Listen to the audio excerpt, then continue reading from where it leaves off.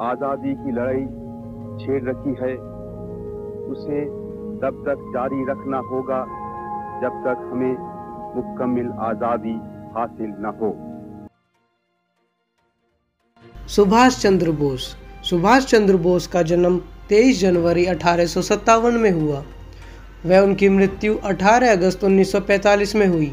वे भारत के स्वतंत्र संग्राम के अग्रणी तथा सबसे बड़े नेता थे।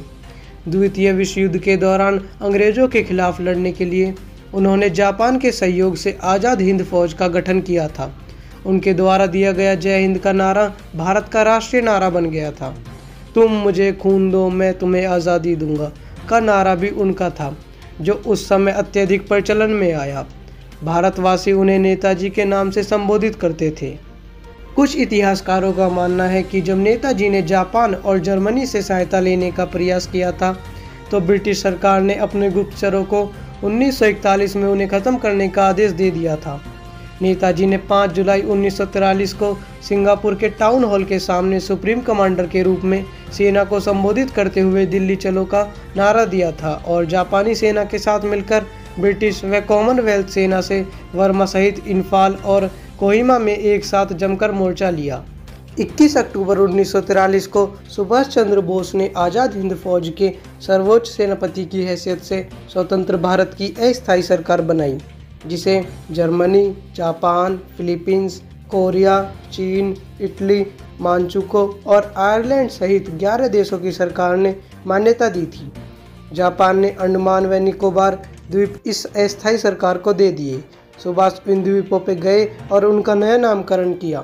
1944 को आज़ाद हिंद फौज ने अंग्रेजों पर दोबारा आक्रमण किया और कुछ भारतीय प्रदेशों को अंग्रेजों से मुक्त भी करा दिया। कोहिमा का युद्ध 4 अप्रैल 1944 से 22 जून 1944 तक लड़ा गया एक भयंकर युद्ध था।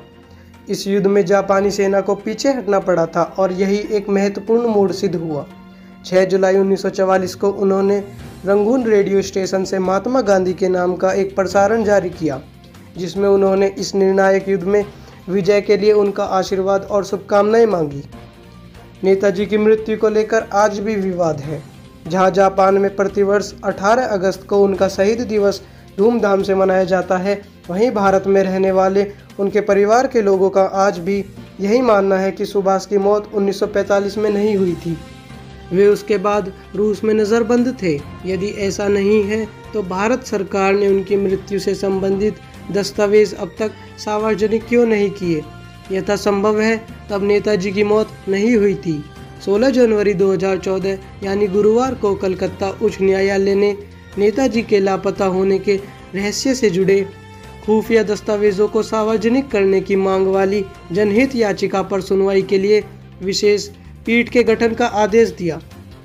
आज़ाद हिंद सरकार के 75 वर्ष पूर्ण होने पर इतिहास में पहली बार वर्ष 2018 में भारत के प्रधानमंत्री नरेंद्र मोदी ने लाल किले पर तिरंगा फहराया।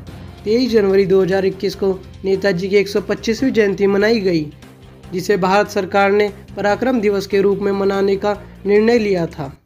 धन्यवाद। Please subscribe and press bell icon to stay updated.